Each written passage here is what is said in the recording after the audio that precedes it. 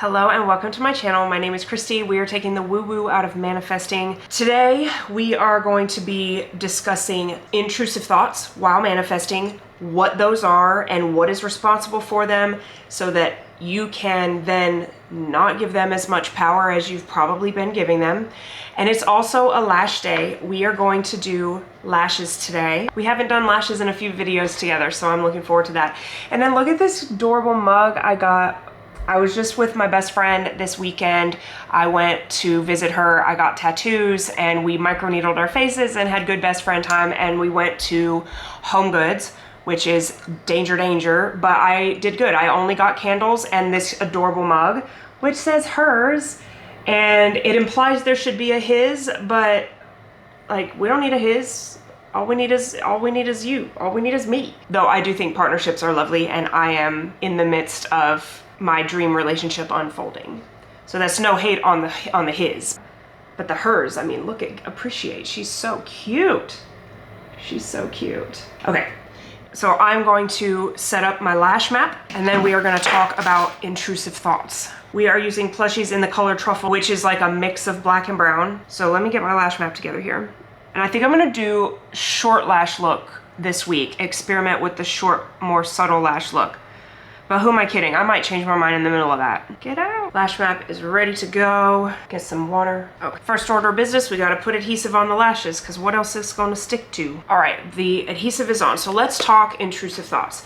Intrusive thoughts when you are manifesting is completely normal. It is not a bad sign. It does not mean that you are not impressing the subconscious mind. It does not mean anything bad is happening in your manifesting journey. Intrusive thoughts are a normal part of the brain's functioning.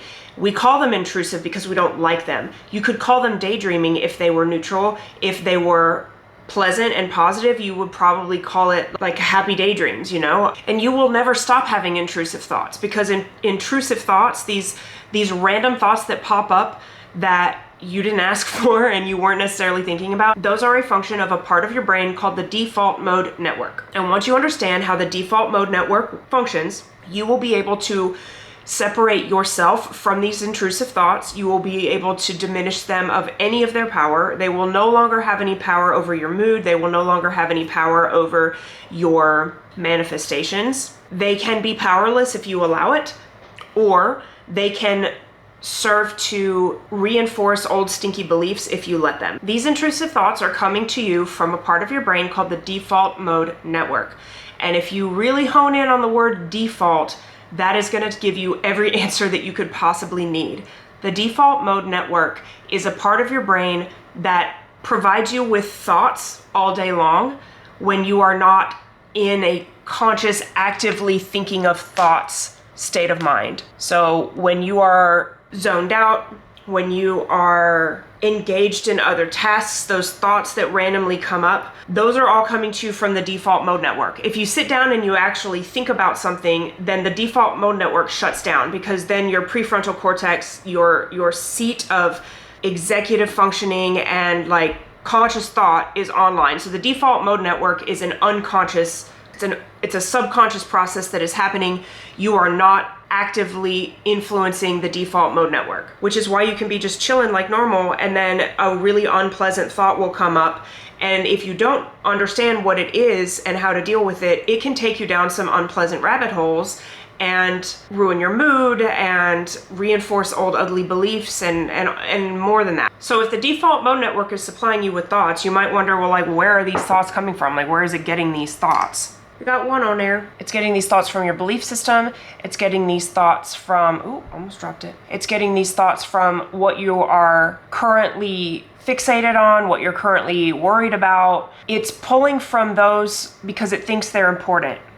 Depending on the circumstances, it may think that it's important, your brain, I mean, when I say it, your brain may think that it's important to protect you. And so it will bring up a lot of thoughts that are intrusive and unpleasant, in the hopes that by thinking these thoughts, you will realize that whatever it is something you need protection from, and therefore you will do what you need to do according to your prior experiences and beliefs to get the protection that you need. And that may involve sabotaging circumstances, that may involve saying no to opportunities, that may involve, really anything that prevents you from having what you want to. And if you find that your intrusive thoughts are not very kind or pleasant, it's because you have a lot of yucky beliefs around whatever that unpleasant topic is. And if you work to change the beliefs around that topic, then your default mode network, your daydreaming, your imagining, your kind of random thoughts are going to start to become much more pleasant.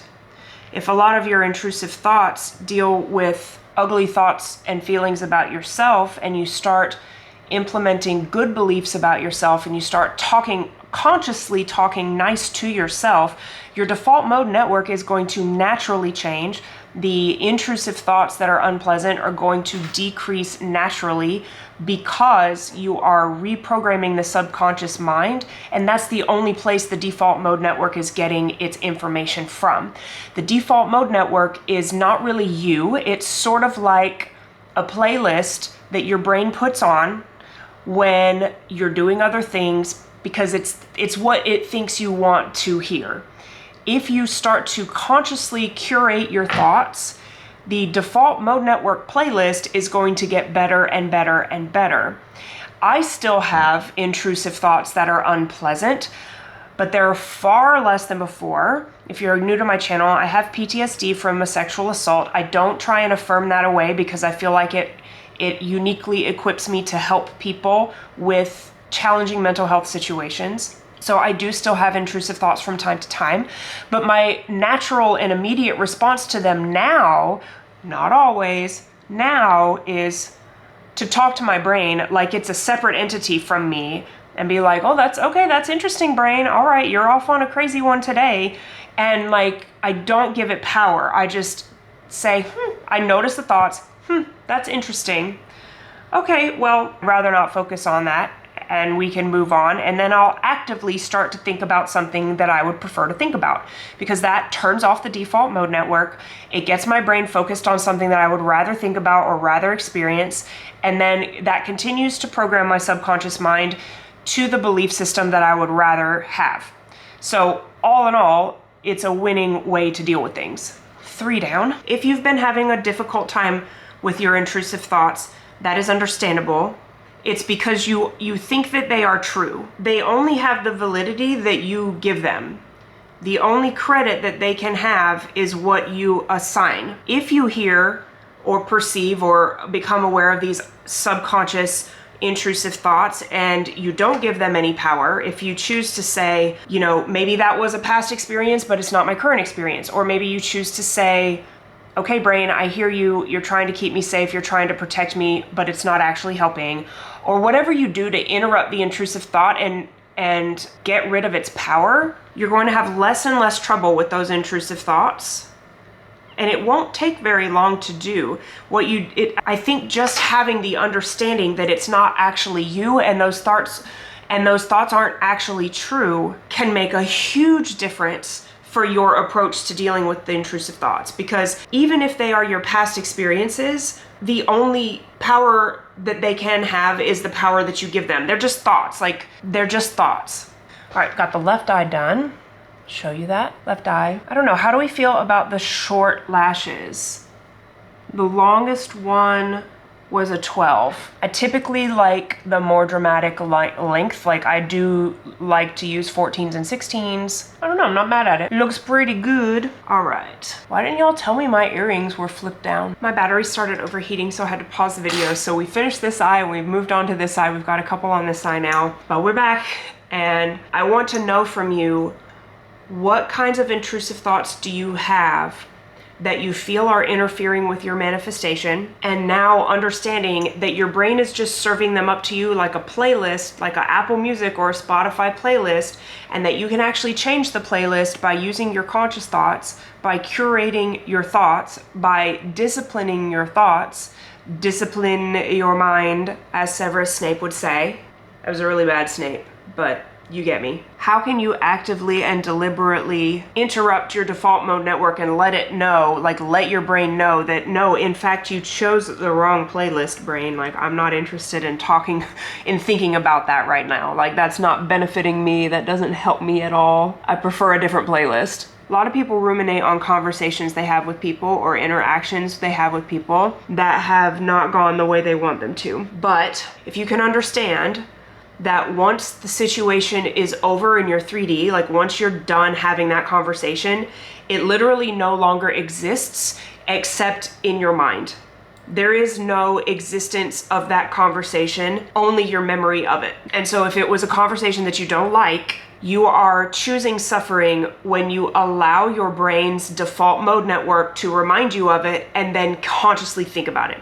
You can't help if your default mode network reminds you of it. That's normal. That is your brain thinking that it's important and it's giving you the most salient information it can. Your responsibility is then to observe the thought, let the brain know that you're not interested in thinking about that, or if you're into revision like I talked about last week, you could revise the whole conversation because it only exists in your memory anyway. Once the 3D event happens and is over, it no longer exists anywhere but in your mind, in your imagination. So many of us choose suffering and we don't even realize that there is a choice in the matter.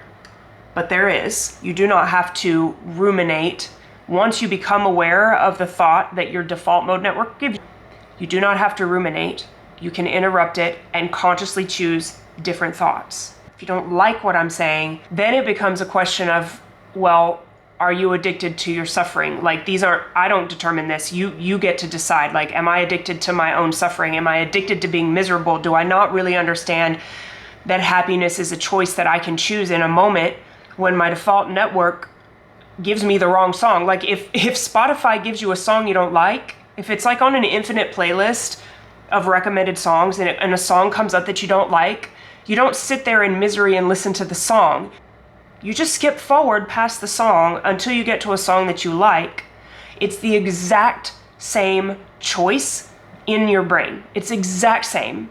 The default mode network is exactly like a playlist. You can absolutely skip to the next thought. You are choosing suffering if you will sit and listen to a song you don't like, knowing that you can skip forward. It makes no sense, but we do it anyway. Like, I am not exempt from this. I spent plenty of years choosing my own suffering, injecting suffering into situations that didn't need it. Like, we are the arbiters of our own misery the majority of the time. Okay, 2 eyes done. That's a good lash application. What do y'all think? I'm not sure that I like the shorties because my natural lashes are like almost as long, or on the inner corners where they're shorter, like my natural lashes are a little bit longer. And after I run out of the generic Latisse, I bought the Obagi Medical lash serum that I'm gonna try. Steph Borer uses the lash serum and her lashes are crazy. She's a YouTuber, nothing to do with manifesting, more books and vlogs, but I love her. I think she's adorable. But anyways,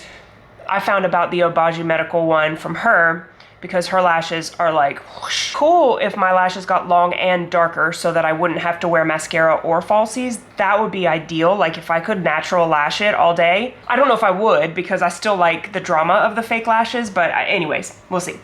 So that is the default mode network. That is why you have the intrusive thoughts that you have, and that is how you deal with the intrusive thoughts. If you don't believe this yet, Google search default mode network and what it is, and build that belief for your brain. I'm not making this up. I'm a PA and I went to Yale for medical school. We learned about the brain, and that is where my introduction to the science and physiology of manifesting, and why I am so adamant to talk to you that manifesting is not spiritual, it is a natural function of the brain. And once you learn how to deliberately manipulate the natural functions of your brain toward your benefit, then you will be literally unstoppable in your life. Manifesting is not spiritual, it is not woo-woo. It's a word that has unfortunately gotten a reputation and a connotation associated with it of spiritualism, but it's not. It's just very, very simple. Your brain has a set of functions and you can manipulate them in a way where your life becomes absolutely amazing and any desire that you have is absolutely yours. In news related to my own manifesting, I've been interested in getting like silkier glossier, shinier hair.